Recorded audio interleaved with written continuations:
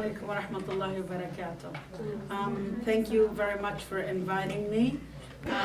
For those of you that don't know me, I'm a social worker by profession. I have masters in social work. I have bachelor's in education, curriculum and instruction, and I have a bachelor's in medical technology. I am the founder of Little Scholars. Little Scholars have been running for over 15 years. The way we used to run it, we used to go around to each community and establish summer programs, winter programs. But for the past 5 years, we've been doing a complete full-time program on weekdays. And the Little Scholars is Montessori based. It integrates academics and Islam as a way of life. It's very successful. It's pretty much the way I homeschooled my kids, that I carried it on into the Little Scholars, and alhamdulillah, it's been very successful. And the goal we tried to establish, which is the love and the conscientious of Allah, is built in these young hearts, and that's number one, alhamdulillah. What is homeschooling? And I'm not sure how do you each interpret it. Every person interpret it differently. If you're gonna go word by word, homeschooling is practically educating your kids at home. Me personally, I never liked that title because that takes away a lot from what you're doing as a homeschooler. Homeschooling is, for me, it's taking action into educating your kids the way they're supposed to be educated. We are Muslims, and Islam, it's not just a religion where we're gonna go practice, go to the masjid, wear the hijab, pray 5 times a day. It's more than that. It's living Islam as a way of life. And I took that opportunity into homeschooling because I looked into schools. I've taught in Muslim schools. I've, worked in public school. I really did not see a healthy environment to raise kids. And I had 7 kids, mashallah. And I thought to myself, if I'm gonna have them in a public school or an Islamic school, each kid has a different personality. So one of them might get, bullied, might get abused, might be afraid to come and tell me. So I quit my job. I was working in Gold Hospital, and I had a very, very good paying job. But I said it's either that or people, will be raising my kids. People will be, all you find for the younger, anybody under 4, because at the time they didn't even have pre-Ks. Anybody under 4, under 5 will be with babysitters. Is that what I had kids for? So, and I'm a true believer that Allah subhanahu wa ta'ala gives you these kids as an amana. They are not for you to just be proud and brag, I have kids, or show off with them. No, they are an amana. It's part of your test in the dunya. So for those reasons, I chose to homeschool. And my number one goal was to teach them Islam as a way of life. How? Our deen is the most beautiful religion ever. If you teach it to the kids, they will grow up. If you teach it the way it's supposed to be, the way Prophet Muhammad ﷺ had taught us what the deen is, which is all about manners, character, who you are, okay? That your relationship with Allah, your conscientiousness of Allah. Ihsan is the ultimate level of belief. What is ihsan? Ihsan is to worship Allah as if you see Him. Because obviously He sees everything we do. So if you build that in your kids' hearts, then you don't have to worry about them. Because how long are we going to live? Are you going to be with them 24 hours? No. So you have to raise them well, and you have to raise them according to the Quran and the Sunnah of the Prophet. And it's not complicated. It's not seclusion, like people, label us, those that are practicing the Quran and the Sunnah, they label us like احنا like we're متخلفين, I don't know, we're from a whole different world. It's not like that at all. I learned Islam in a very beautiful way, and I felt nobody's going to teach my kids how beautiful Islam is except myself. Because you send them to Sunday school, to Saturday school, you send them to Islamic schools. Teachers are wonderful. They might be there for the right reasons. May Allah reward them for what they do. But a lot of time it's just a job for them. But that's not what Islam is. Islam is not a subject. And that kept like really cooking in my brain. Islam is not a subject to teach. So, alhamdulillah, I chose that path, and I started my homeschooling, and I made my schedule. I was never somebody, that would stick by a schedule and follow, not specific curriculums or whatever. Number one goal for me was Islam. So I got my kids into Hifz. I started taking them to Hifz at Fajr time. And after Fajr time, I would take them, outdoors. We would do our lessons. We would do whatever we have to. So we did Quran and Arabic in the masjid right after Fajr prayer. And then, we took off. We would go to the park every single morning. And that's the most beautiful day. You can teach your kids so much, through nature and subhanallah, and they literally feel how majestic Allah, how much Allah needs to be praised for the beauty around us. And we took it as it goes. These were the important things. Through the nature, teach them about Allah, Allah's creation, also science, even part of social studies. And I started like using very creative ways. We're driving, okay, you look at this side of the street, read the signs for me. You look at this side of the street, you read the signs for me. What do you see? I would take them shopping, have them read the labels, making sure there's no gelatin. So I'm teaching them lessons in a very creative way. I was able to teach them math.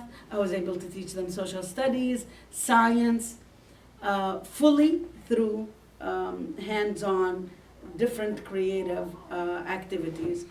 And I never really had to buy any curriculums for science or social studies. For English and math, I did a lot of hands-on, including, reading on the signs, going certain places and having them read, going to the library. I also made my own curriculums, and I bought some curriculums. For the younger ages, you could find anywhere. I think up to 6th grade, up to 4th grade, you would find concrete, very cheap curriculums anywhere you want. As they get older, it's not easy. It's not easy to find them the right curriculums. And most of the curriculum companies are Christian-based. They're Christian-based curriculums, and you would have to stick by their order. So I did not. I made my own as, we went along.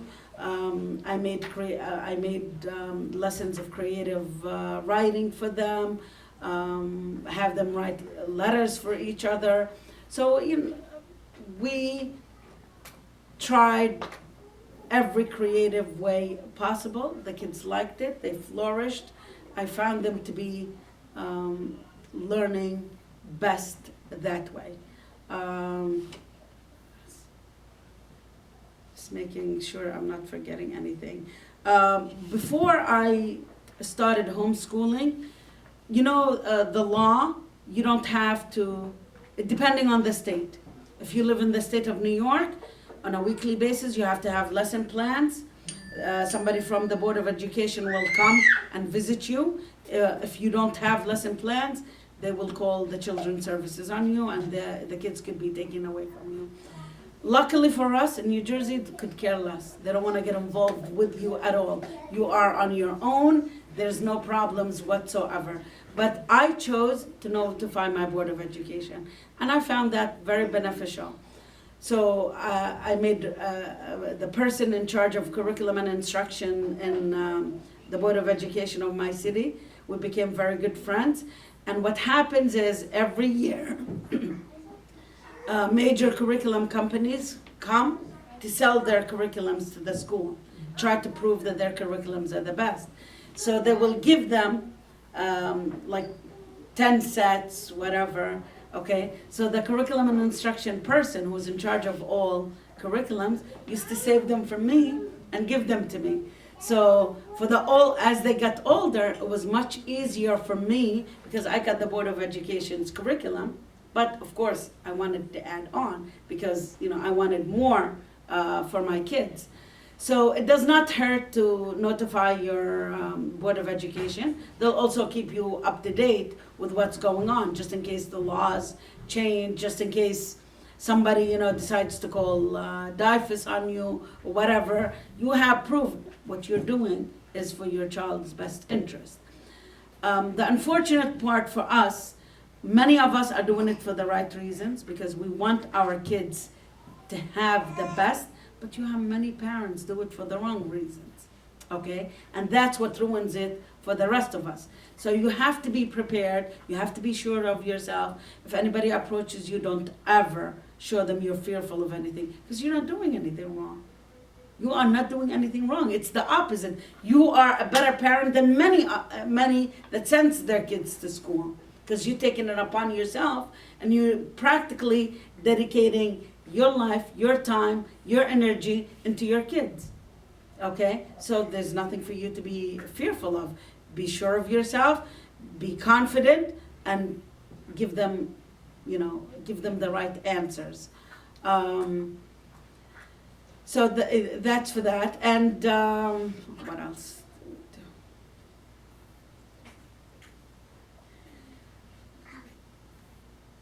Also, by homeschooling, your kids will learn that education is not just something you're going to go to a class for a couple of hours and come back home. Your kids learn education is a lifetime thing, and that's what Islam asks of us.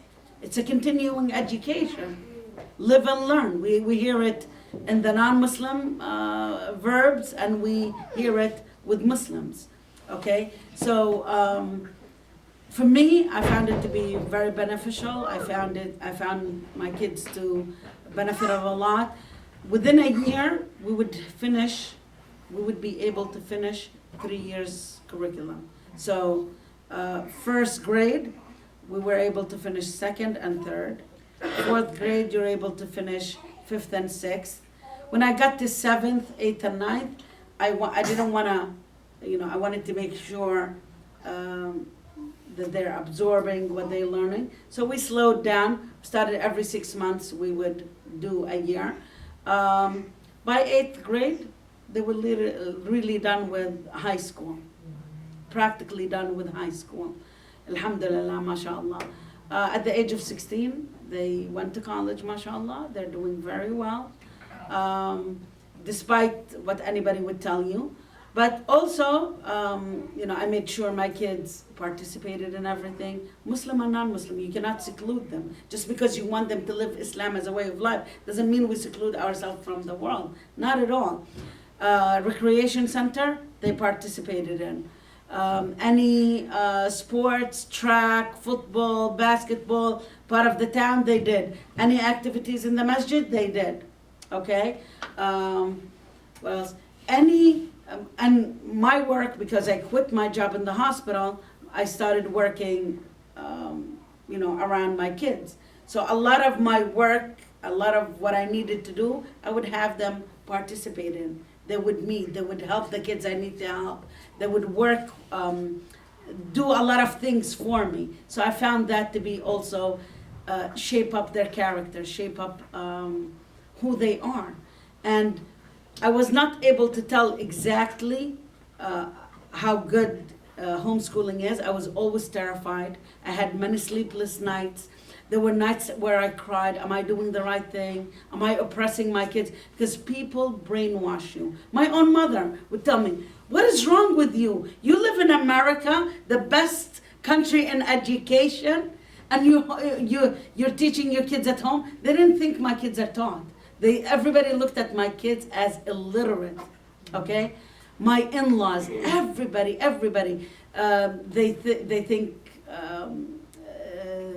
they have a problem in socialization. Just now, my daughters do taekwondo, and then their instructor, I was telling her, I'm rushing, I need to get them out, I have to go give a lecture. She said, about what? I said homeschooling. She said, oh yeah? What do you know about homeschooling? I said, I homeschooled my kids. She said, really? Oh my God.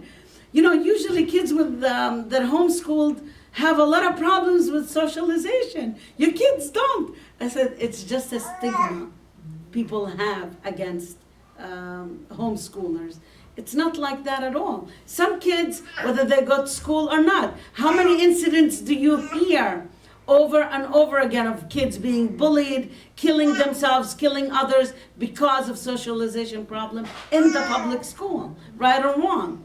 You know, so it's very similar to the problem against Islam. We're always labeled with a whole lot of things that we're not.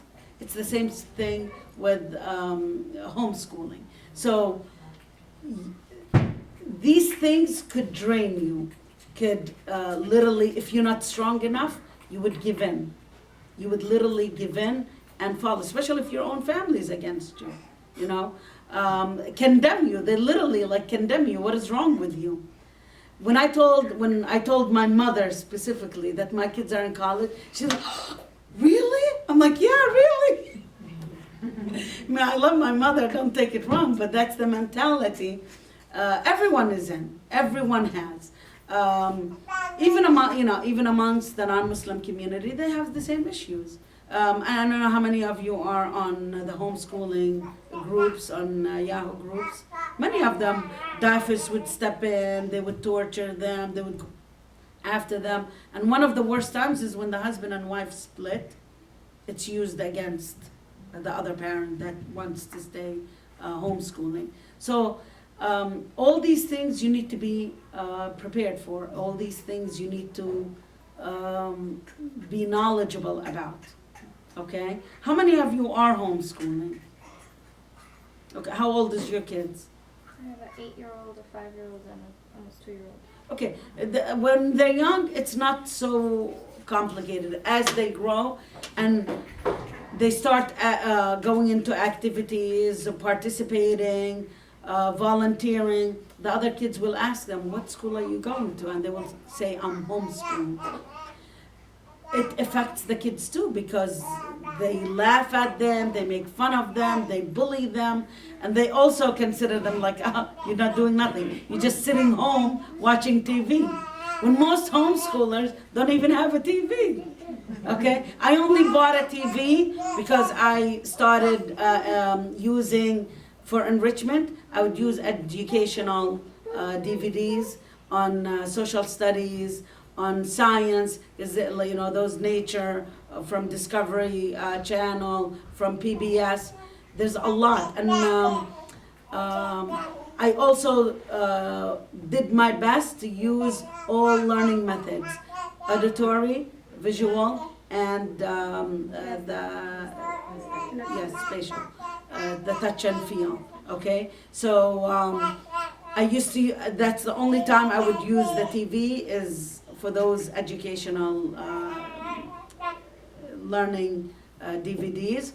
I also, whenever we used to do a lot of car rides. I liked going all over with them. I would use audio learning.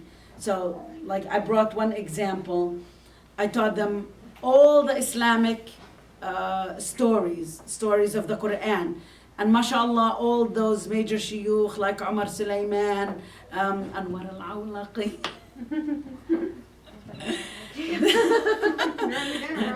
They had the great ways of teaching about the prophets, about the seerah. So that was, that was like a great way of keeping the kids under control while you're driving, and great way of educating them. I also used to use audiobooks. I would get them the books, either buy them or from the library, put on the CD. As they're listening, they're going through the page.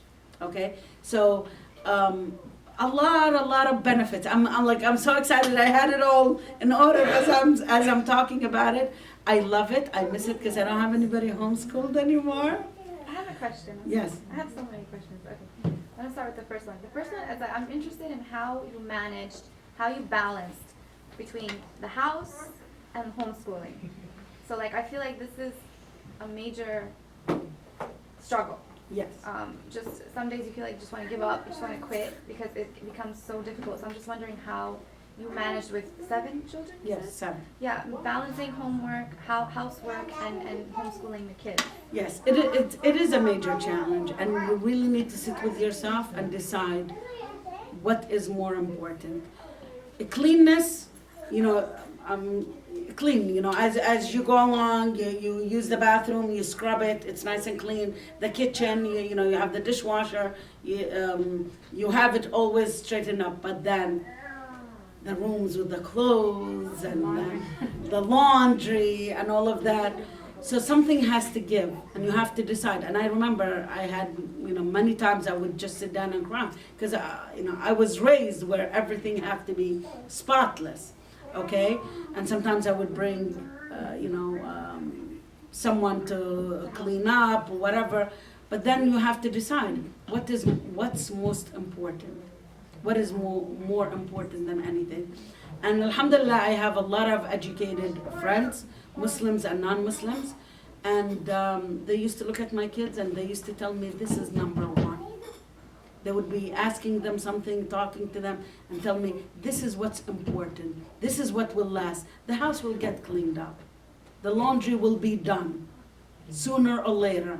And one day they'll all be grown up and you will have none of that, okay? But what you're doing is number one. And yes, if you always surround yourself with positive, always surround yourself with those positive ones. And when you surround yourself with educated people, they do help a lot. Many of my friends, when we wanted to get together, whatever. How many of you know Candice? Oh. Candice Ilham. Candice Ilham, may Allah give her the best of this world and the world after. The most beautiful friend anybody could have. She used to come and take my kids. She took it upon herself to teach them history. And she started doing all sorts of things. We used to go to the masjid, or we'll agree to meet right after the Quran lesson finished or whatever, and she'd sit with my kids and do it. Okay, where there's a will, there's a way, and when your intention is for Allah, Allah will make it easy. And I had many like her. She's the one who helped me the most. She taught organics and the healthy food and all that. We used to enjoy it so much together. I also became a member of the Liberty Science.